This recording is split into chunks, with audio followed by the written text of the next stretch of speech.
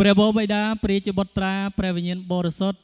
ទូមង្គមអព្រះគុណព្រះអង្គនៅពេលវេលាព្រឹកនេះដែលទ្រង់ជាព្រះបានប្រទានពរឲ្យទូមង្គមយើងខ្ញុំទាំងអស់គ្នា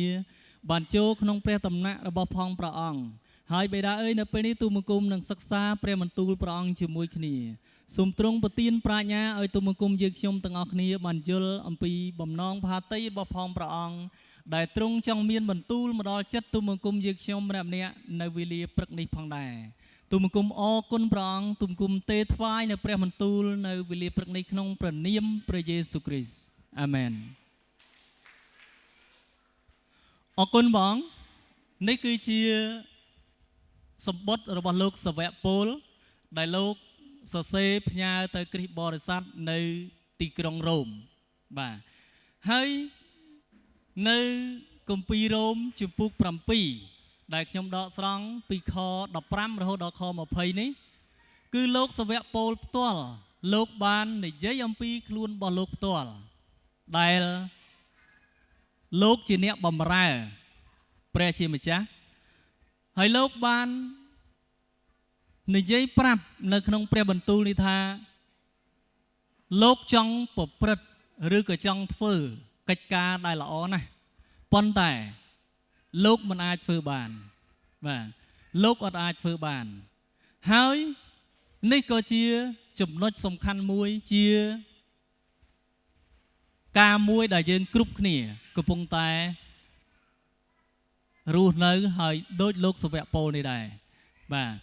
អញ្ចឹងនៅថ្ងៃនេះយើងនឹងសិក្សាលម្អិតថាហេតុអ្វីបានជាលោកសាវកពលសរសេរនៅក្នុងជំពូកទី7ពីខ15រហូតដល់ខ20ដែលនិយាយអំពីការល្អដែលលោកចង់ធ្វើប៉ុន្តែលោកមិនអាចធ្វើបាននោះមូលហេតុអីបាទនៅថ្ងៃនេះយើងនឹងសិក្សាមេរៀនមួយដែលមានចំណងជើងថាហេតុអ្វីបានជាមនុស្ស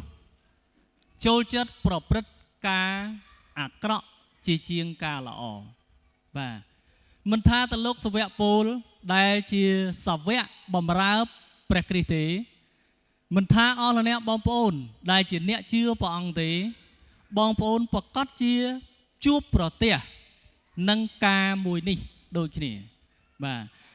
យើងចង់ធ្វើកិច្ចការដែលល្អប៉ុន្តែមានបញ្ហាដែលរារាំងមិនឲ្យយើងធ្វើកិច្ចការល្អនោះបានតើមូលហេតុអីបាទថ្ងៃនេះយើងនឹងយល់នឹងដឹងអំពីអាកំបាំងនៃមូលហេតុដែល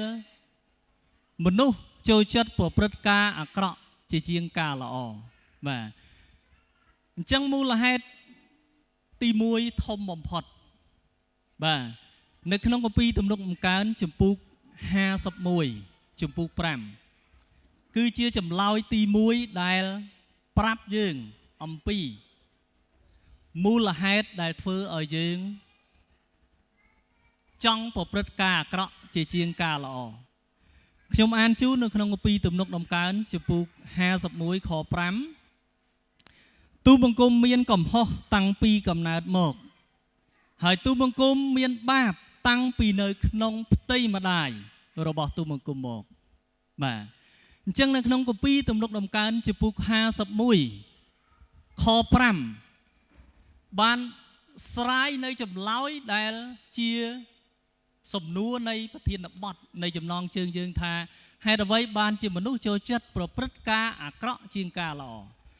អញ្ចឹងស្ដេចដាវីតបានប្រាប់ថាដោយសារមនុស្សមានបាបតាំងពីកំណើតបាទហើយស្ដេចដាវីតបានសារភាពអំពីបាបរបស់ព្រះអង្គដែលលោកប្រាប់ថាបាបនេះគឺជាដំណរក្នុងជីវវិទ្យាគេហៅថា gen ការបញ្ជូនតគ្នាបាទឬក៏គេហៅថា ADN របស់ផងមនុស្សអញ្ចឹងតាំងពីកំណើតមកដែលធ្វើឲ្យមនុស្សជាប់នៅអំពើបាបនៅក្នុងជីវិតរបស់ផងយើងបាទមិនមែនមនុស្សទាល់តែធំឡើងហើយប្រព្រឹត្តបាបនោះទៅคล้ายជាមនុស្សមានបាបទេមានន័យថាបាបគឺបានចូលមកក្នុងជីវិតរបស់មនុស្សតាំងពីនៅក្នុងផ្ទៃម្ដាយ របស់ផងយើងម្នាក់នៅក្នុងទំនុកដំណើរនេះស្ដេចដាវីតបងសារភាពបាបបងប្អូនប្រកាសជាដឹងអំពីបាទស្ដេចដាវីតដែលលោកប្រព្រឹត្តការអាក្រក់មួយនៅចុងក្រោយគឺអំពើផិតក្បត់បាទដែលស្ដេចដាវីតបានទៅស្រឡាញ់ប្រពន្ធមេទ័ពរបស់ខ្លួនឯងបាទគឺនាងបាតសេបាជាភរិយារបស់មេទ័ពបាទឈ្មោះអូរីអញ្ចឹងនៅពេលដែលស្ដេចដាវីតមានអំពើផិតក្បត់នៅក្នុងការប្រព្រឹត្តរបស់ផងគាត់ព្រះជាម្ចាស់បានប្រើជាការីរបស់ផងព្រះអង្គដើម្បីទៅ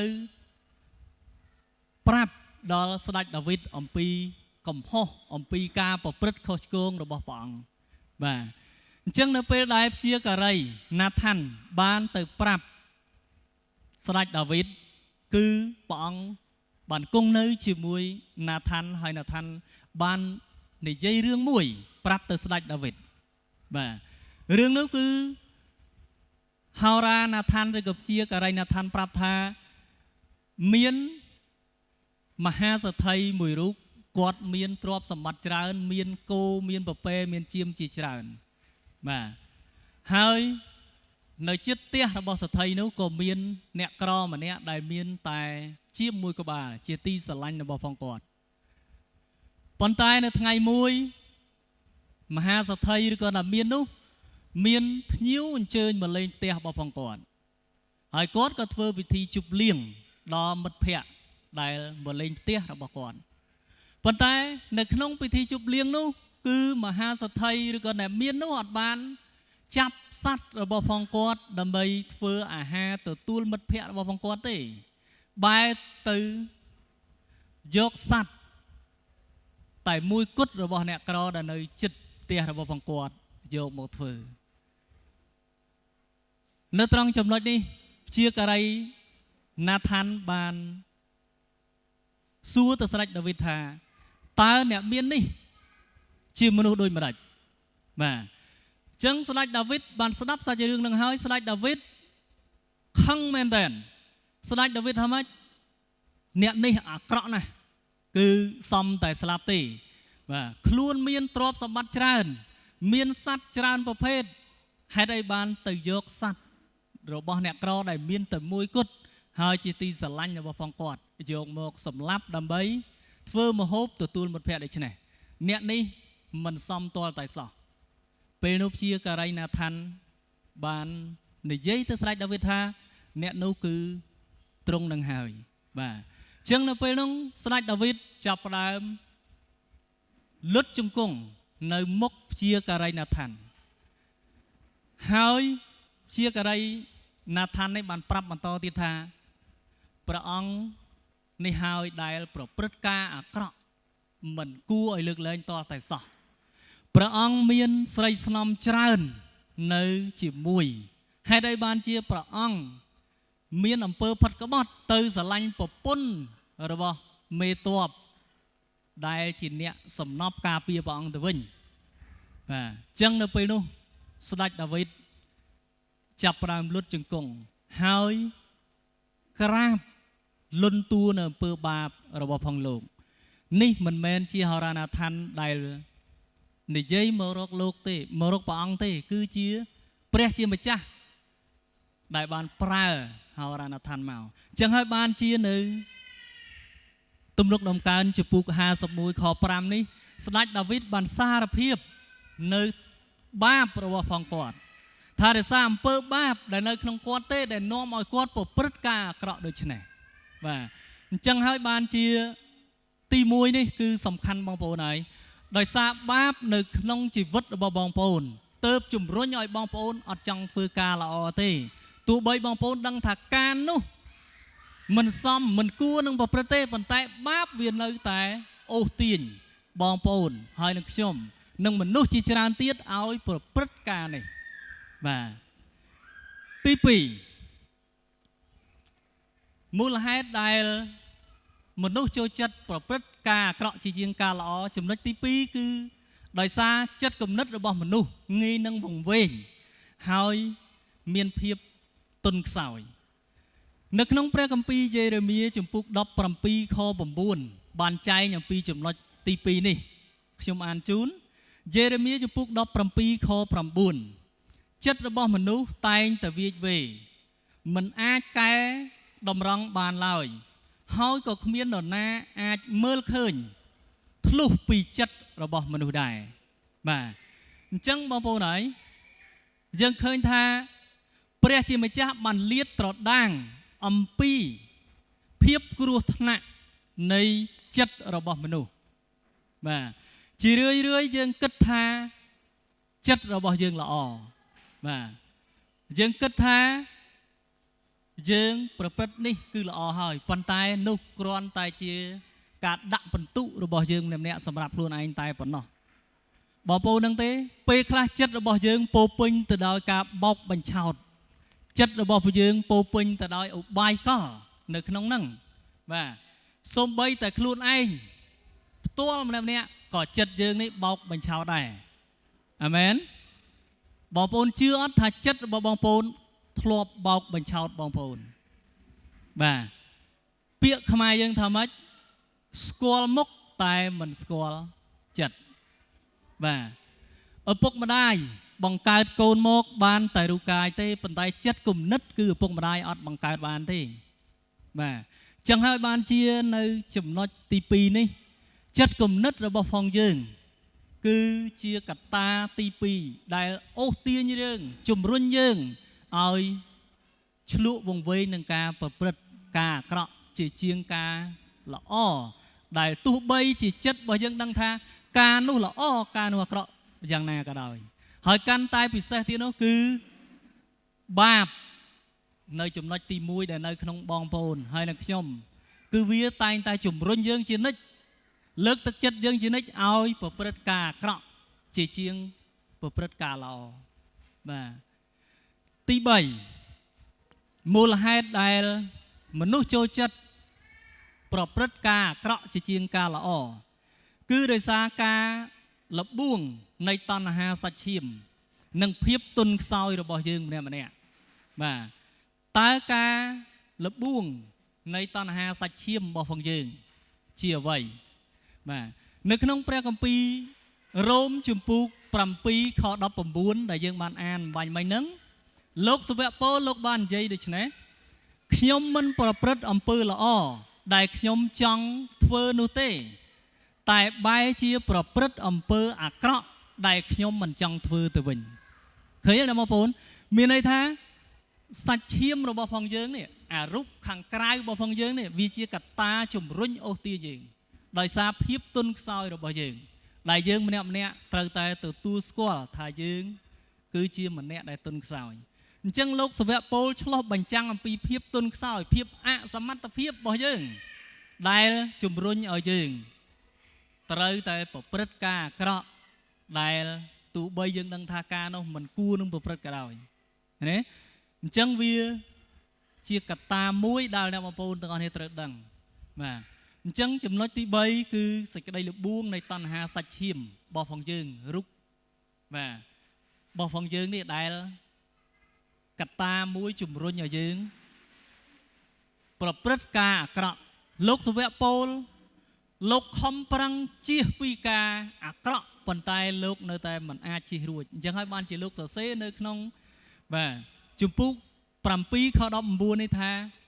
ខ្ញុំមិនប្រព្រឹត្តអំពើល្អដែលខ្ញុំចង់ប្រព្រឹត្តទេតែបែរជាទៅប្រព្រឹត្តការអាក្រក់ដែលលោកអត់ចង់ប្រព្រឹត្តទៅវិញបាទអញ្ចឹងដូចគ្នាដែរខ្ញុំជឿជាក់ថាអ្នកបងប្អូនម្នាក់ៗហើយនឹងខ្ញុំដូចគ្នាយើងប្រកាសជាមើលឃើញច្បាស់អំពី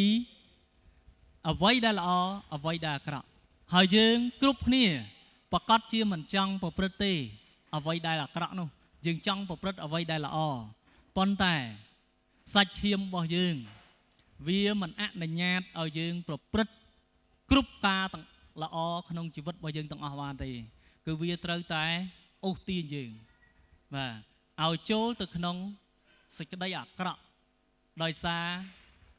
មេដើមហេតុទី1នៅចំណុចទី1មិញ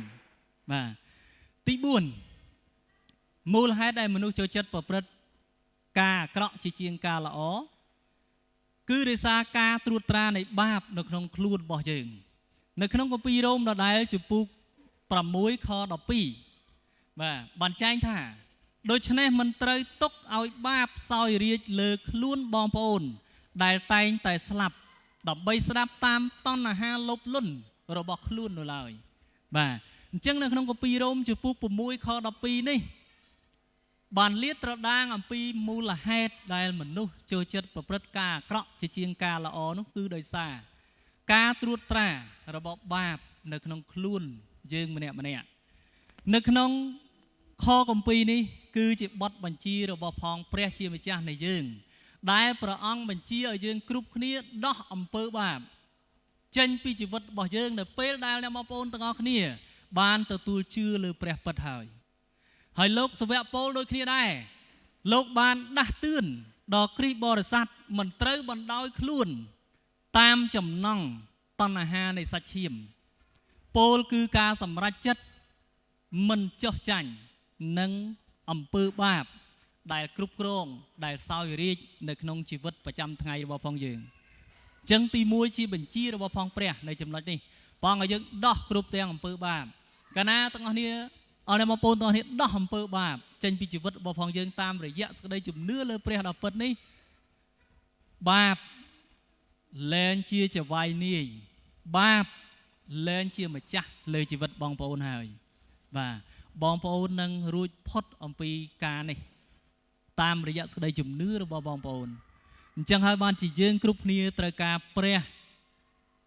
ដែលព្រះអង្គបរិសុទ្ធដើម្បីជួយយើងដើម្បីជំរុញឲ្យជីវិតរបស់ផងយើងបានល្អប្រសើរឡើងបាទអរបងប្អូនសូមកុំឲ្យអំពើបាបនេះនៅតែគ្រប់គ្រងនៅតែសោយរាជ្យក្នុងជីវិតបងប្អូននៅពេលដែលបងប្អូនទទួលជឿព្រះអង្គហើយបាទព្រោះយើងសង្កេតឃើញគ្រីស្ទបរិស័ទទោះបីគាត់ជឿព្រះអង្គហើយក៏គាត់នៅតែអនុញ្ញាតឲ្យបាបនេះគ្រប់គ្រងសោយរាជ្យលើខ្លួនរបស់ផងគាត់អត់ព្រមដោះបាបនេះចេញពីជីវិតរបស់ផងគាត់ទេគាត់ហាក់ដូចជានៅតែពេញចិត្តចំពោះបាបដែលតែងតែដឹកនាំគាត់ឲ្យប្រព្រឹត្តការអាក្រក់ដដែលដូច្នេះព្រឹកនេះខ្ញុំជឿជាក់ថាបងប្អូនទាំងអស់គ្នាបានស្ដាប់ព្រះបន្ទូលព្រះអង្គបងប្អូននឹងខិតខំដោះនៅគ្រប់ទាំងអំពើបាបរបស់បងប្អូនចេញពីជីវិតបងប្អូនតាមរយៈសេចក្តីជំនឿលើព្រះដ៏ពិតដែលយើងកំពុងតែគោរពនិងថ្វាយបង្គំចំណុចចុងក្រោយមូលហេតុដែលមនុស្សចូលចិត្តប្រព្រឹត្តការអាក្រក់ជាជាងការល្អនោះគឺឥទ្ធិពលនៃបរិយាកាសជុំវិញនិងការលបួងនៃលោកីបងប្អូនទាំងអស់គ្នាជីវិតយើងរស់នៅសពថ្ងៃគឺយើងរស់នៅក្នុងចំណោមមនុស្សមានអ្នកជឿមានអ្នកអត់ជឿដូច្នេះហើយបរិយាកាសជុំវិញជីវិតរបស់ផងយើងនេះគឺមានឥទ្ធិពលមួយផ្នែកទៀតលើជីវិតរបស់ផងយើងនៅក្នុងព្រះគម្ពីរយូហានខ្សែទី1ជំពូក2ខ16បានចែងថាដូច្នេះអ្វីនៅក្នុងលោកនេះដូចជាចិត្តលោភលន់របស់មនុស្សចិត្តលោភលន់ចង់បានអ្វីដែលភ្នែកមើលឃើញនិងអំនួតព្រោះមានទ្រព្យសម្បត្តិមិនមែនមកពីព្រះវរបិតានោះទេគឺមកពីគំនិតរបស់លោកីវិញបាទអញ្ចឹងបងប្អូនដឹងហើយថាជីវិតយើងរស់នៅសពថ្ងៃគឺយើងរស់នៅលាយឡំជាមួយនឹងអ្នកជឿអ្នកអត់ជឿច្បល់គ្នាអញ្ចឹងបរិយាកាសដែលយើងកំពុងរស់នៅនេះក៏ជាកត្តាជំរុញមួយដែលអូសទាញយើងឲ្យចូលរួមក្នុងការប្រព្រឹត្តការអាក្រក់ជាមួយគេដែរអញ្ចឹងហើយបានជានៅក្នុងខគម្ពីរនេះចង់បង្ហាញឲ្យយើងបានឃើញថាឫសគល់ដែលធ្វើឲ្យមនុស្សធ្លាក់ទៅក្នុងការលបួងនោះគឺមាន3ធំសម្រាប់ជីវិតយើងដែលកំពុងតែរស់នៅជាមួយនឹងមួយមជ្ឈដ្ឋានជុំវិញយើងបាទគឺមាន3ធំបាទទី1សេចក្តីប៉ងប្រាថ្នានៃសាច់ឈាមគឺចំណង់ខាងឯរាងកាយរបស់ផងយើង បាទតើចំណងខាងឯរាងកាយរបស់ផងយើងម្នាក់នេះដែលអូសទាញយើងឲ្យប្រព្រឹត្តការអាក្រក់នេះមានអីខ្លះទី1គឺតណ្ហាបាទទី2អំពើផិតក្បត់ស្រីស្រាលបែងដែលពាក្យខ្មែរហៅថាអបាយមុខណាបាទហើយទី3គឺភាពខ្ជិលច្រអូសរបស់ផងយើងទាំងនេះហើយដែលជាកត្តាជំរុញខាងឯរាងកាយរបស់យើងឲ្យប្រព្រឹត្តការអាក្រក់ដែលជាការមួយមិនគប់ប្រហាតីរបស់ផងព្រះបាទទី2សេចក្តីប៉ងប្រាថ្នានៃភ្នែករបស់យើងបាទតើសេចក្តីប៉ងប្រាថ្នានៃភ្នែករបស់យើងនោះជាអ្វីបាទគឺមានភាពលោភលន់ចង់មានចង់បាននៅអ្វីដែលភ្នែកយើងមើលឃើញបាទអ្វីខ្លះដែលភ្នែកយើងមើលឃើញអរបងប្អូនបាទមានច្រើនណាស់មែនទេបាទប៉ុន្តែសម្រាប់សង្គមយើងបច្ចុប្បន្ននេះអ្វីដែលភ្នែកមើលឃើញគឺសម្ភារៈនិយមអាមែនសម្ភារៈនិយមបាទអីទៀតភាពចំណែនបាទភ្នែកមើលឃើញគេទិញម៉ូតូថ្មីចំណែនគេភ្លាមនិយាយគេភ្លាមអូបងមលូសទេគ្មានលុយទិញទេឃើញទេអានឹងភាសាអីភ្នែករបស់យើងណាបាទចំណែនគេនិន្ទាគេឈ្នានីសគេនេះហើយគឺជាអធិពលនៃភ្នែករបស់យើងបាទសម្ភារៈនិយមមនុស្សសម័យបច្ចុប្បន្ននេះគឺគេអត់ខ្វល់អ្វីទាំងអស់គេធ្វើម៉េចឲ្យតែបានទាន់សម័យឲ្យគេសរសើរថាខ្លួនឯងជាមនុស្សដែលដើរទាន់សង្គមទាំងអស់ហ្នឹងគឺជាកត្តាអូសទាញជំរុញឲ្យយើងប្រព្រឹត្តការអាក្រក់បាទទី3ការអួតអាងខាងជីវភាពបាទការអួតអាងខាងជីវភាពអួតអាងរឿងអីខ្លះអំណាចលុយឡានវីឡានិងអ្វីផ្សេងជាច្រើនទៀតមែនទេបងប្អូនសង្កេតឃើញដូចខ្ញុំអញ្ចឹងហ៎បច្ចុប្បន្នបាទមនុស្សចាប់ផ្ដើមអួតអាងគ្នាប្រកួតប្រជែងគ្នាពីជីវភាពរស់នៅទោះបីខ្លួនប្រព្រឹត្តការអាក្រក់ធ្វើឲ្យគេទឹកភ្នែកឈឺចាប់ប៉ុណ្ណាក៏ដោយប៉ុន្តែអត់ដឹងថាការនោះអាក្រក់នោះទេធ្វើម៉េចឲ្យតែគ្រួសារមានបានដើម្បីនឹងបង្អួតគេឲ្យគេស្ញែងខ្លួនឯងប៉ុន្តែសម្រាប់គ្រីស្ទបរិស័ទនោះជាការមួយដែលមិនគប់ប្រហាតីព្រះទេបងប្អូនត្រូវតែជិះឲ្យឆ្ងាយបាទជាសរុបចុងក្រោយហេតុដែលមនុស្សចូលចិត្តប្រព្រឹត្តការអាក្រក់ជាជាងការល្អទី1គឺយើងកើតមកក្នុងអំពើបាបដែលធ្វើឲ្យចិត្តរបស់យើងត្រូវខូចខាតចំណុចទី2ចំណុចទី3ហើយយើងមិនអាចធ្វើការល្អដោយខ្លួនយើងបានទេចំណុចទី4ព្រោះលោកីយ៍នេះតែងតែលបួងយើងជាប់ជានិច្ចចំណុចទី5ប៉ុន្តែព្រះជាម្ចាស់ប្រងបានប្រទានអំណាចឲ្យយើងអាចប្រយុទ្ធប្រឆាំងឈ្នះគ្រប់ការទាំងអស់នោះបានហើយខ្ញុំជូននៅខគម្ពីរមួយដើម្បីឲ្យអ្នកបងប្អូនតតាំងជាមួយនឹងប្រធានបទខាងលើចំណងជើងខាងលើបាទនោះគឺក្នុងគម្ពីររ៉ូមជំពូក12ខ21បាទអញ្ចឹងខគម្ពីរនេះវិសេសមែនតើបងប្អូនទាំងអស់គ្នាគឺក្តោបរួមនៅអ្វីដែលខ្ញុំបានអធិប្បាយទាំង5ចំណុចនេះបាទគម្ពីររ៉ូមជំពូក12ខ21បានចែងយ៉ាងដូចនេះមិនត្រូវចាញ់ការអាក្រក់ឡើយគឺត្រូវឈ្នះការ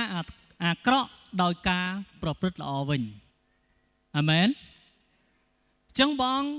មិនឲ្យយើងចោះចាញ់ការអាក្រក់ទេបាទហើយក៏ព្រះអង្គមិនឲ្យយើងទៅតបតជាមួយនឹងការអាក្រក់ដែលយើងមើលឃើញថាវាអាក្រក់នោះដែរមិនខុសអីពីបងប្អូនត្រូវបានមនុស្សឈួតជេរយើង បាទវាយយើងគប់យើងតើបងប្អូនគួរតដើរចេញឬក៏បងប្អូននៅជេរតជាមួយនឹងមនុស្សឈួតនឹងដែរណាបើបងប្អូននៅជេរតទល់ជាមួយមនុស្សឈួតតើបងប្អូនជាអ្វីដែរហើយយើងមិនឈួតដែរអាមែនអញ្ចឹងដូចគ្នាដែរព្រះបន្ទូលព្រះអង្គនៅគម្ពីររ៉ូមជំពូក12ខ21នេះមិនត្រូវចោះចាញ់ការអាក្រក់នោះទេប៉ុន្តែគឺត្រូវឈ្នះការអាក្រក់ដោយប្រព្រឹត្តល្អវិញនេះជាព្រះបន្ទូលរបស់ផងព្រះអរគុណបងសូមបានសម្រួលចិត្តអធិដ្ឋានបញ្ចប់ព្រះបន្ទូលជាមួយខ្ញុំ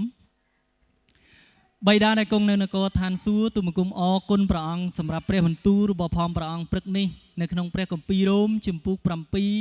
ពីខ15រហូតដល់ខ20ដែលទ្រង់ជាព្រះបង្រៀនឲ្យទូលបង្គំយើងខ្ញុំទាំងអស់គ្នាបានដឹង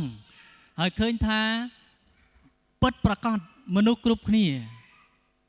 ហាក់មិនចង់ប្រព្រឹត្តការល្អនោះទេតែបែរជាចង់ប្រព្រឹត្តការអាក្រក់ដោយទោះបីខ្លួនម្នាក់ៗដឹងថាការនោះមិនគួរនឹងប្រព្រឹត្តក៏ដោយបិតាអើយសូមព្រះអង្គបានជួយដល់ទូលបង្គំយើងខ្ញុំទាំងអស់គ្នាដែលបានឮព្រះបន្ទូលនៅព្រឹកនេះសូមព្រះអង្គបានប្រទានពរឲ្យទូលបង្គំយើងខ្ញុំទាំងអស់គ្នាឈ្នះគ្រប់ទាំងសេចក្តីអាក្រក់ដែលទូលបង្គំយើងខ្ញុំទាំងអស់គ្នាមិនចង់ប្រព្រឹត្តប៉ុន្តែទូលបង្គំយើងខ្ញុំទាំងអស់គ្នានឹងព្យាយាមក្នុងការប្រព្រឹត្តការល្អតាមព្រះបន្ទូលរបស់ផងព្រះអង្គជាពិសេសនៅក្នុងគម្ពីររ៉ូមជំពូក12ខ21ដែលទ្រង់លើកទឹកចិត្តឲ្យទូលបង្គំយើងខ្ញុំទាំងអស់គ្នាយកឈ្នះការអាក្រក់ដោយការប្រព្រឹត្តការល្អវិញបិតាឲ្យគុណអរគុណទ្រង់សូមព្រះអង្គប្រទានពរដល់បងប្អូនប្រុសស្រីទូលបង្គំយើងខ្ញុំទាំងអស់គ្នានៅទីនេះឲ្យពេញដោយសេចក្តីជំនឿមុតមាំទៅលើអង្គទ្រង់ហើយសូមព្រះអង្គបានជួយពួកគាត់ទាំងអស់គ្នាឲ្យរស់នៅតាមព្រះបន្ទូលដែលពួកគាត់បានឮផងដែរទូលបង្គំអរគុណព្រះអង្គទូលបង្គំទេថ្វាយនៅព្រះបន្ទូលព្រឹកនេះក្នុងព្រះនាមព្រះយេស៊ូវគ្រីស្ទអាមែន